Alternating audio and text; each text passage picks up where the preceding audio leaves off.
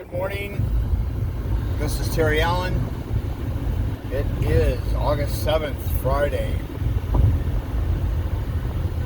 I've been having a debate with someone on YouTube over a comment that I made on a TYT video by Anna Kasparian. And she had someone on, this was a couple of days ago, and I do apologize, I don't remember the name of this woman, but one of the things that she said was the thing that I hear all the time is that Trump is Putin's boy or Putin's bitch. First, I need to say that I am an independent now. I was in the Democratic Party for years and years. I served on the Central Committee of Los Angeles County, Democratic Party Central Committee in the 90s, and I got a chance to see firsthand how the Democratic Party works. It's essentially a private club, and if you don't go along with the leadership, the agenda, then you are ostracized. You are not allowed to be on any of the committees. I was in fact told to shut up and sit down several times because at that time I was, and some of my friends, were trying to get a resolution against NAFTA, because knowing economics and knowing how these things work, we knew that this treaty was a disaster. And it did exactly what the people that put this thing together wanted, which is they destroyed the Mexican economy, lowered the wage levels in the United States, and it allowed corporations to pick up and move their operations to the maquiladoras, which is the industry corridor along the border in Mexico, to lay off thousands and thousands of workers in Michigan and in Ohio and different places like that, where a lot of the manufacturing was going on. That's what it was about. That's why it was passed. And we knew that, but the Democratic Party was not interested in discussing economics at all. Didn't care. So that's how it worked. I finally just gave up because there was really no point in even being there if I wasn't in the club, as they say. So, secondly, I was a Bernie Sanders supporter and a Tulsi Gabbard supporter. I believe that those two candidates, while somewhat flawed in some of their ideas, were the best that the Democratic Party could offer. So I am not a Trump supporter. I in no way, shape, or form recommend him, support him in any way, because essentially he is a dumbass, a spoiled brat, which got $200 million from his father to start a real estate, a construction business. I'm sure that he would probably be on welfare and food stamps right now if he had not received all that money. He'd gone bankrupt 6 times. He actually bankrupted a casino in Atlantic City, for God's sake, which is literally impossible for anyone with a brain. But he was basically looting the casino, taking all the profits out. He's not putting anything back into the building. It was collapsing, essentially, falling apart inside. Bathrooms weren't working. Chris Hedges has some good articles about the conditions of the casino and the things that were going on there, which you can read and find out on YouTube.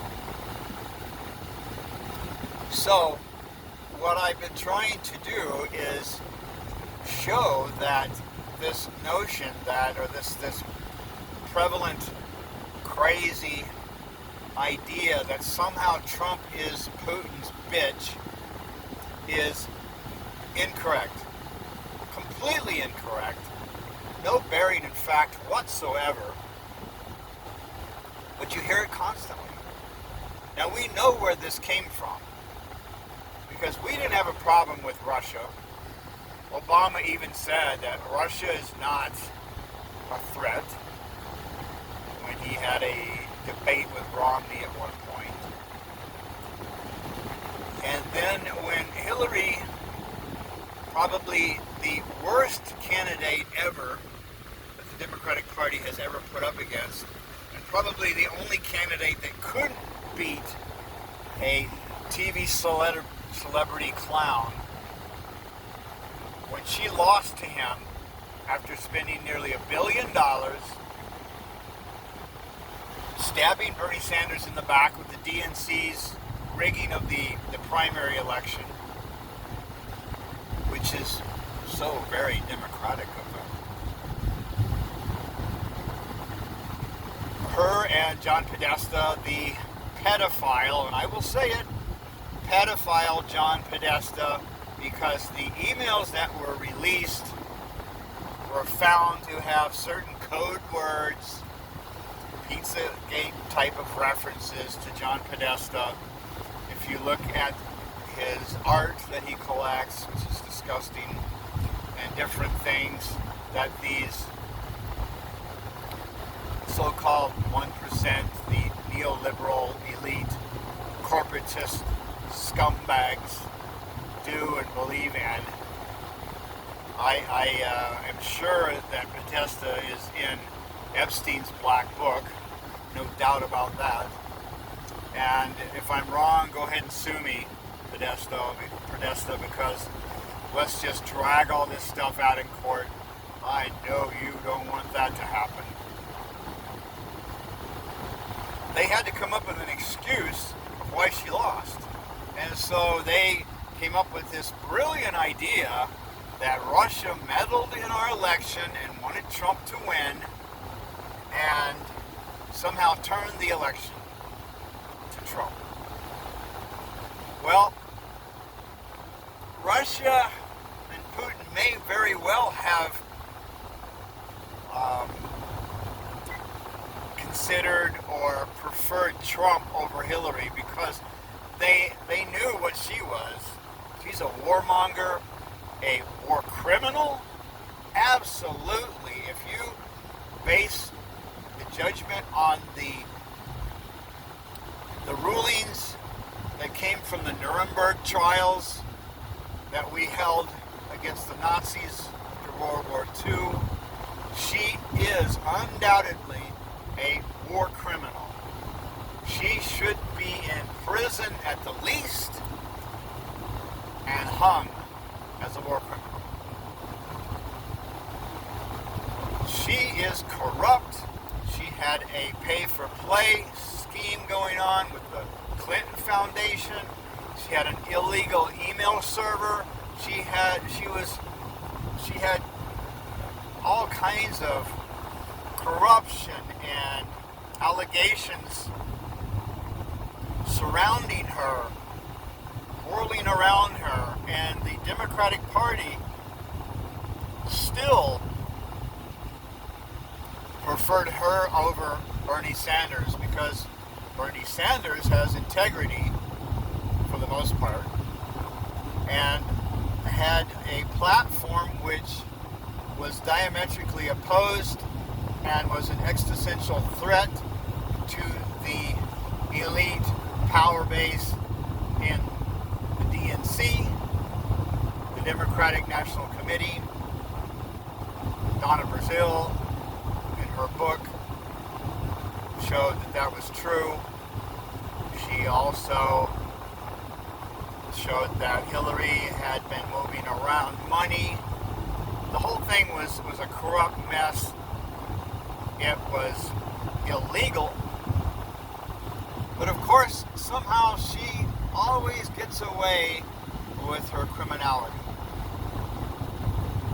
There's a very high speculation that the downloading of her emails were done by an insider, an IT, the IT manager for the DNC.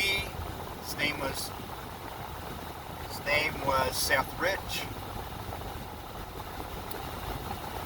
Bill Binney, a retired national security operative, a expert in encryption, said that the metadata, the meta tags on these emails proved that these files were not downloaded on internet speeds, but were in fact downloaded with flash drive speeds. So they were done directly from the server. Seth Rich, it is believed that he gave the information to WikiLeaks to be published.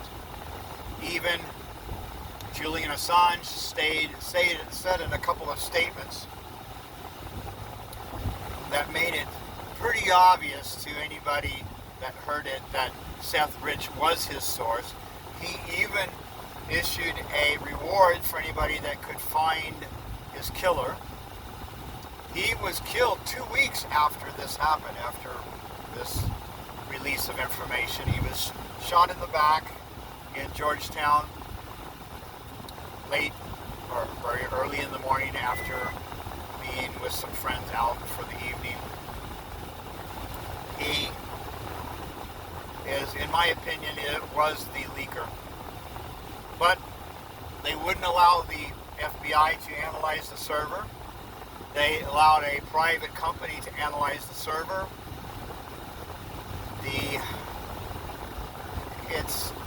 It's obvious to me and to a lot of people that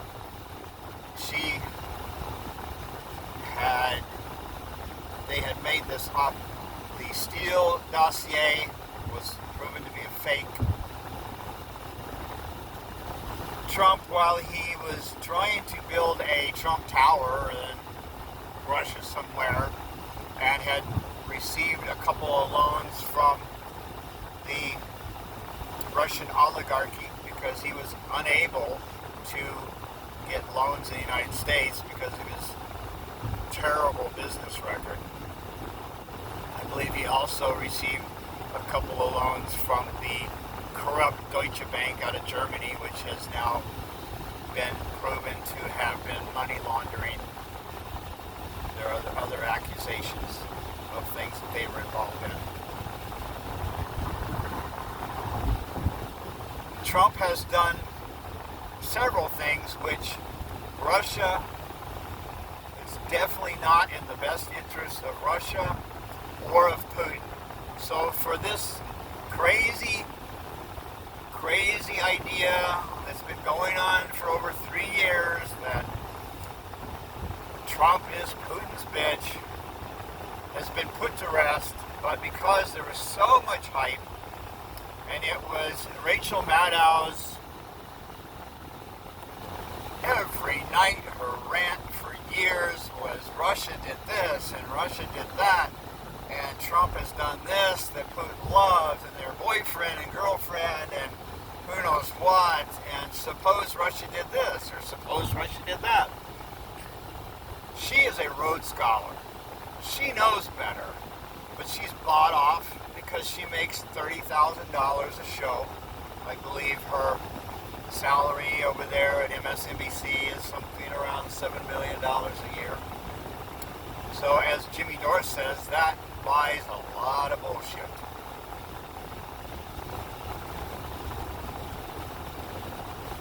Trump has sanctions on Russia, which were actually put in place by Obama, which is another useless president. It's, you know, the love for this man is ridiculous.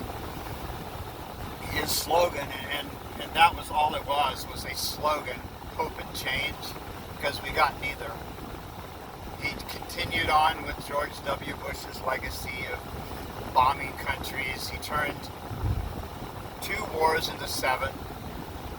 He kept us in Iraq. He kept us in Afghanistan. Helped Saudi Arabia bomb Yemen, kill thousands of innocent civilians there. Obama put sanctions on Russia because of these allegations that they meddled in our election, which is, by the way, so hypocritical, because we have interfered in, I think the count is 83 elections worldwide since 1953, beginning with the overthrow of the president of Iran. They put in the Shah, which was a king in Persia, because the president was nationalized the oil industry and kicking the Anglo-Persian oil company out of Iran because of their corrupt dealings with the Shah and the government there. They put the Shah back in. His agreement with them was, you keep me in power and I'll cut any deal you want. So there was continued corrupt operation, and that's how we ended up with Khomeini. That's how we ended up with the hostage situation in Iran at the time when Carter was president, because the Shah had cancer. He was flown to New York for an operation. The Iranians wanted to try him, and the United States wouldn't give him back. That is why the Iranian students took hostages at the embassy. That is exactly why they did it. They never killed any of the hostages. And Ronald Reagan's campaign had cut a deal with Iran that as soon as the election was over and he would win, they would release the hostages. So, ironically enough, the day of the inauguration of Ronald Reagan, the hostages were released. Now, isn't that some corruption for you? It goes on and on. Now, Trump is corrupt. He's a scumbag. The Republicans under Mitch McConnell have lost their minds. Well, I don't think they've had a mind for a long time, but in this COVID crisis and this economic collapse that we're in, they are worried about deficits. Oh my God, we can't have a deficit now, can we? While at the very beginning of this crisis, when the stock market was crashing, they allowed the Fed to pump $4 trillion into the stock market to keep the prices up. So I'm kind of getting off the point here. The point is that the things that Trump has done, Putin could not be happy with at all. And how the Democrats, the neoliberal Hillary supporting wing of the Democratic Party, continues to spout this garbage and lies. It's ridiculous. It's stupid, and people buy into it. And when they say, "Oh, Trump is Putin's bitch," or "He's Putin's boy," they never give a single explanation or an example. Now, this gentleman that I am debating with, he said that, well, one of the proofs is that Trump withheld military aid to Ukraine. Well, yippee, okay. The government in Ukraine are neo-Nazis. We back them. Biden is up to his neck in dealings with them. Hunter Biden, this whole corrupt operation, There's recordings, video of Biden even saying that you're not getting any money unless you get rid of certain investigators. So the things that the Democrats accuse the Republicans of is exactly the same things that they have done in a perfectly Machiavellian example, modus operandi. So that's ridiculous. I have pointed out that Iran is an ally of Russia. We have Iran surrounded with military bases. Look at all the military bases that we have over there. It's all over the place. Iran is a neighbor of Russia. We are all over the place over there. That cannot make Putin happy in any form. We are goading Iran into a war. We have crushing, illegal siege warfare sanctions against Iran, which are killing the population, preventing medicine and food from getting into that country. It's devastating the country.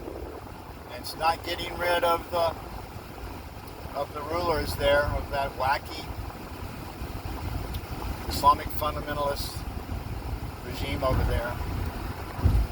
But the accusation that Iran is supporting terrorism is ridiculous, because the supporters of terrorism, the funders of terrorism,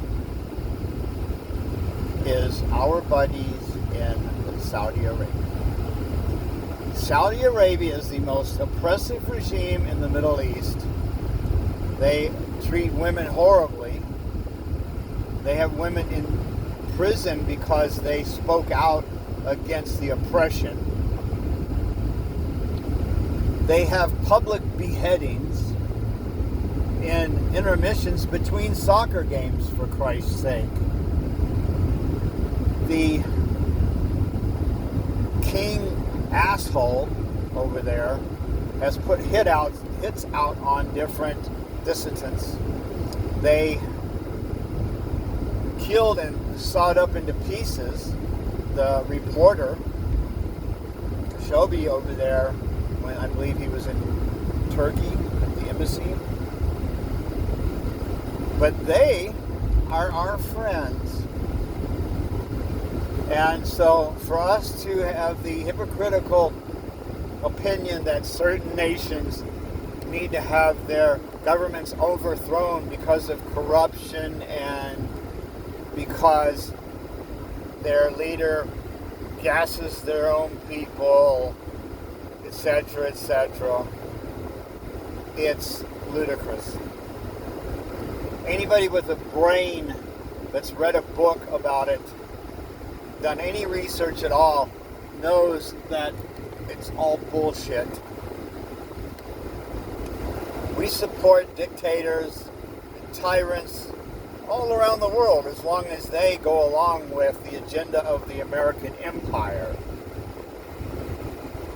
The ones that don't, like Chavez and Assad in Syria, suddenly those are horrible people. They gas their own populations. They kill dissidents. Oh, it goes on and on. It's from the same playbook that we used against Saddam Hussein. And you saw how that turned out. That country has been devastated. Not only have we killed nearly 1 million people there, half of whom were women and children, collateral damage, as they say, but we have destroyed priceless archaeological artifacts. That was the cradle of civilization. That is where one of the very first societies came from, Sumeria. The first, as far as we know at this point, the first civilization to invent writing, taking records. They were the first in many things. And for us to completely destroy the city of Mosul which is actually at the site of Nineveh, of the biblical city of Nineveh. It's a crime against humanity. What we have done in the Middle East is absolute crimes against humanity. It is evil in the worst sense, satanic, and it's been done. Clinton did it. George H.W. Bush started it. Clinton maintained bombing constantly over there. W with the 9/11 incident, the attack, which was ironically done by 17 of the 19 hijackers, happened to be Saudis. Many say that that was an inside job, and if you look at 911truth.org, you will be astonished at all the things that our government did around that. So, the worst case scenario is we did it. The best case scenario is that we just allowed it to happen because we had infiltrated the Islamic fundamentalist groups. We financed the group called the Mujahideen in fighting Russia in the 1980s. That group became Al-Qaeda.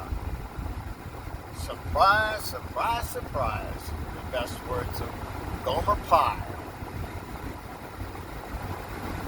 Saudis have been backing Al-Qaeda ever since for political agenda. Look what they've done in Libya.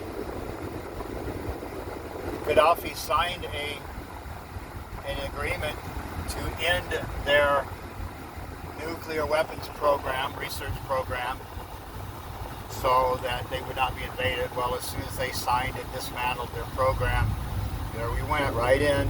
We took them out. But what we left in our wake was a completely devastated country.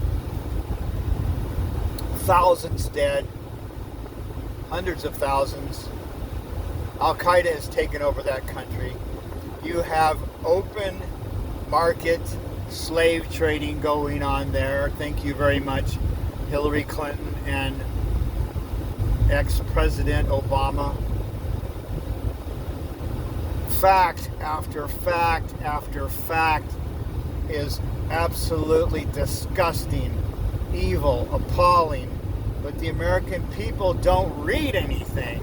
They don't research anything on their own. They listen to the three major networks, MSNBC, Fox, and CNN, and that's where they get their information. And that is called manufactured consent.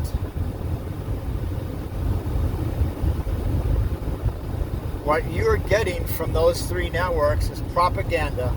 They have agendas. They are run by very rich and powerful corporations. They are tied in with the military-industrial complex. That's why every one of them will cheer on war any way they can, and any chance they get. We have a 1984 style situation in this country, and most of the American people are blind, brainwashed and blind to what's going on in this world. Conservative friends that I talk to tell me that I hate America and I'm anti-American and I should just move to Russia or something. Give me a freaking break. Go screw yourselves. Because there is nothing wrong with identifying and exposing and condemning actions by our government and military that I disagree with. If I disagree with what the Zionists are doing in Israel against the Palestinians, I am labeled an anti-Semite. If I complain and disagree and expose the operations of our military. I am anti-American and I am against the troops. Well, a lot of the troops are there because they are hoodwinked into believing that they are fighting for democracy and they are patriots. Well, they have been lied to, and many that come back from Iraq and Afghanistan have figured that out. That this is a mercenary operation for oil companies and banks, and that's all it is, and nothing more. Tulsi Gabbard recognized that. That's why she was completely against war. She thinks that we should be getting out of these, what she calls expensive, illegal, regime change wars. We are not the world's police. We have no right meddling in these nations' affairs. These countries would have been much better off if we had left well enough alone. I've spoken with people from Iraq, and they said that Saddam was not the problem. It's his sons that were the problem. They were hoodlums, gangsters. They had killed people. They were evil scumbags, spoiled shitheads that should have been tried and jailed and probably executed for their crimes. But to go in and completely level a country and kill millions because of a corrupt handful of the leadership of that country, it's mind-boggling. And it was done specifically. The CIA knew that there was no WMD there. Scott Ritter knew. He said, wait a minute, what's going on here? They have no weapons of mass destruction. All of their chemical weapons have expired. They are very weak. Couldn't attack anybody. So obviously this was an operation that was done to do specifically what it did, was completely destabilize the Middle East.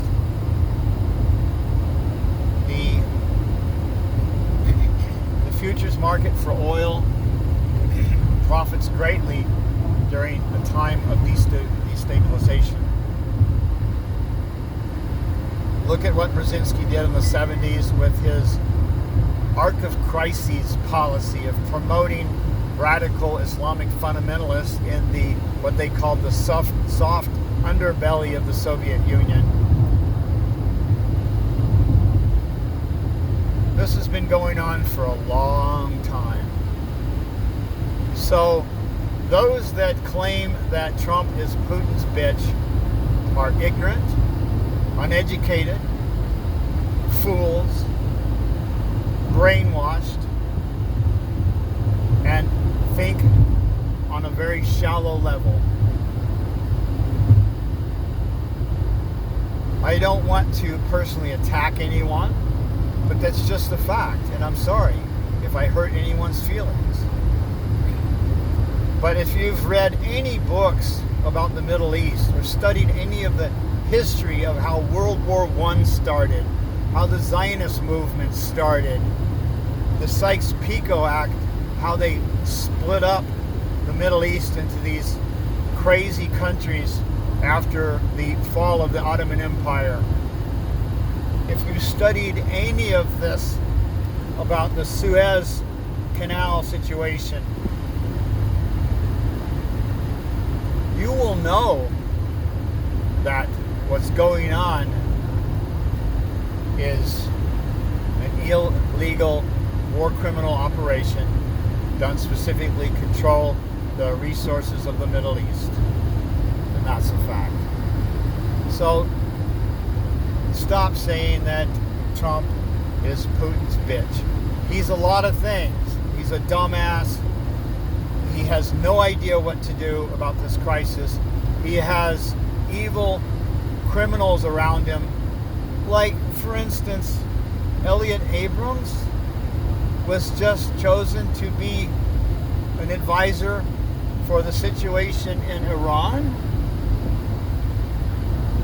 I am speechless. This human being, if you can call him that, this demon, is a war criminal of the worst kind. His support of the right-wing murderous dictators in Central and South America, the things that he has backed over there, his attempts to overthrow Maduro and Chavez in Venezuela, him along with John Bolton, another evil pig. That's Trump's problem, is he's encircled himself with criminal elements. He said he was going to drain the swamp, but he has hired the swamp and he's swimming in the swamp. Everything that he said in his campaign was a lie. He said we were going to get out of these wars. He said that these trade agreements were terrible for the United States. Yes, that's true. But what he put in place of NAFTA is no different. It hasn't stopped the flood of corporations leaving the United States. He is in this crazy Pollyanna, positive thinking fantasy world that he's built for himself, that somehow everything is just going to miraculously go away and we're going to come out stronger than ever. Well, the fact that he lowered unemployment rates a little bit from the crash that we had in 2008 and 2009, anyone could have done that. The problem is that the way the government looks at the unemployment statistics is a joke. Because if you're making a $30 an hour at a good factory job in the United States, you get laid off and you end up having to go work for Walmart at $8 or $9 an hour, then it's a zero-sum game. Or if you have been unemployed and you get a job in McDonald's, that lowers the unemployment rate. Wow. If people just knew how corrupt this system really is and understood it, like I do and many do, like for instance, and I'm going to make this list because I keep doing it and I've left out people and I apologize. Kyle Clancy of the Secular Talk, he is great. He knows his history, he knows his stuff. Jimmy Dore is a comedian, but he can smell bullshit a mile away, and he is right on. TYT is very good. Jank and Anna, they do have their problems with the Russiagate, their take on the Russiagate. They kind of buy into some of that BS. But overall, they have integrity and they tell the truth. Rational National, Sagar, and